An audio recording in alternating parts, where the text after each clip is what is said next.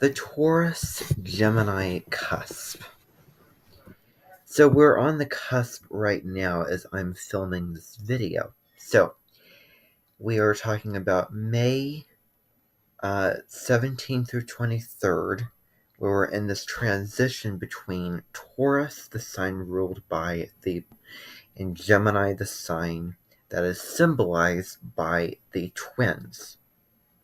So Taurus is a very stubborn sign, a very stick it to it sign, where you're going to go out into the world and make, well, bank first of all, and what do you want for a job, a profession, or any goal that you want to achieve, and having the drive to do so.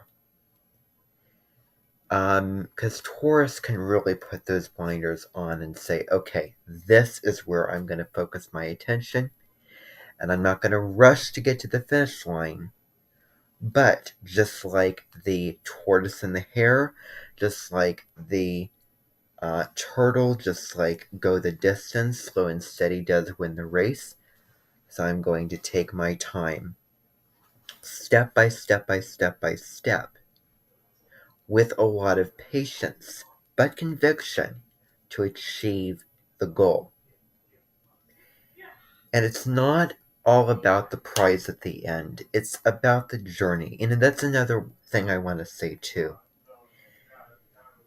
And so Taurus has this delightful, sensual nature, this sweet nature, because it is ruled by Venus, the planet of what do we find beautiful in our life? What kinds of things do we want to surround ourselves with?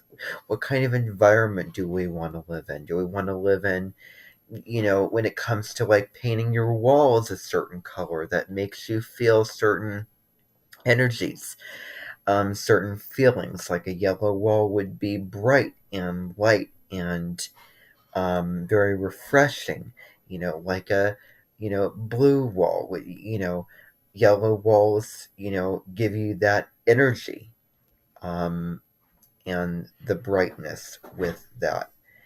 The food that you want to eat, um, the people in your world, and your relationship with them and how you want to love, as well. That's another thing because Venus rules both Taurus, which is material pleasures, and then Libra, which rules relationships and harmony in relationships. So that is Taurus.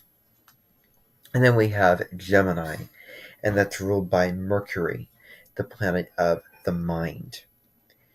Um, you know, Maybe the lower mind, Uranus is the higher mind. But anyway, Gemini is very versatile. Put a Gemini in a situation and see, how can I stimulate myself in the situation? How can I make the most in the situation?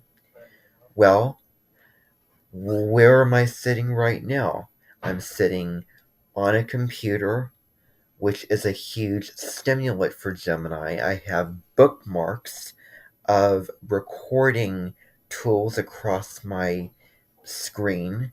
I have a keyboard that I can type, brand new computer that I'm using, YouTube, Facebook, Instagram, TikTok, Snapchat, Twitter, all those things. And I also have, if I didn't say it before, books on my bookshelf, history books, novels. Because Gemini is also um, learning, because it's the first air sign, and air signs want to take in information granted them through communications, consuming communication. And so the downside of Gemini is getting so scatterbrained. I'm going to go over here, I'm going to go over there, I'm going to try this, I'm going to try that. Focus the energy. Taurus is fixed, and Gemini is mutable. And so, with the versatility of Gemini wanting to change and like, oh, let's try this idea. Have you ever thought of this? Ooh, this looks interesting. adding variety. Like, what are the trends? What are the new, cultural type sort of, traditions of what is hot right now? Like, let's explore this style of making clothes, or this style of food, for instance, or this particular person and how they were significant in history, like Marilyn Monroe. She was a Gemini born on June 1st. And I think I typed in most famous woman in the world. She probably popped up. But so, you know, Taurus can be stubborn, Gemini can activate the mind. And so this is known as the cusp of energy. So Taurus is an earth sign. Why do something if you're not going to reap results from it? Why do something? Why make the cake if you're not going to be able to sit down at the table and be able to eat it and enjoy the pleasure of eating cake? Why go to all that trouble to build a building and not complete the project? But oh, I don't want to stick with the one way of doing it, the hard way. Work smarter, not harder. Communicating with others, collaboration. How can we work on this together? Let's explore. Let's get into what we want for the building. Do we want, how many bathrooms do we want? Both functional areas and also the fun, interesting areas like Gemini, a bookshelf. What kind of books do we want in the bookshelf? What kind of amenities do we want in the house? What kind of entertainment apart from that do we want to have? So it's this kind of energy. It's a mixed flavor. So Gemini plays a huge role, and Taurus focuses the Gemini attention. So it really, really serves the sign rather well. And so that's a little bit about the cusp. And so learning to relax, because Taurus is also very chill, very relaxed sign. Basking in simply taking a bath in your,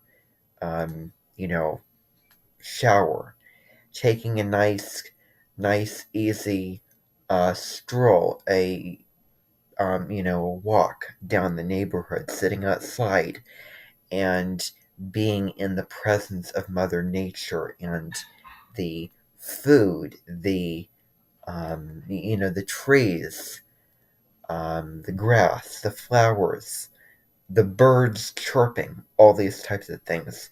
So, meditation, anything to ground the mind, Taurus grounding, and Gemini the mind, because Taurus is a very grounded sign, and Gemini ruled by Mercury is a little bit hyper. And Mercury also rules Virgo, and that's also a hyper sign. And I said this before, Virgo, I have other videos where I said this, Virgo is practical and it's also very detail oriented. But is it grounded? How grounded is it? Yeah. You may need the Taurus energy to ground the Gemini, ground the Virgo. And Aries is semi-square to Taurus. And so, in a way, I've talked about the Taurus Aries cusp before.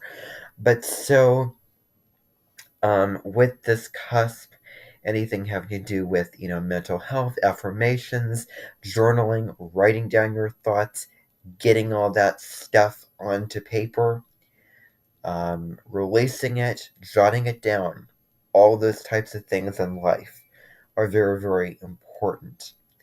I would say. And, there's several other ways I could go with this, but that's just basic information on this cusp and what it is about.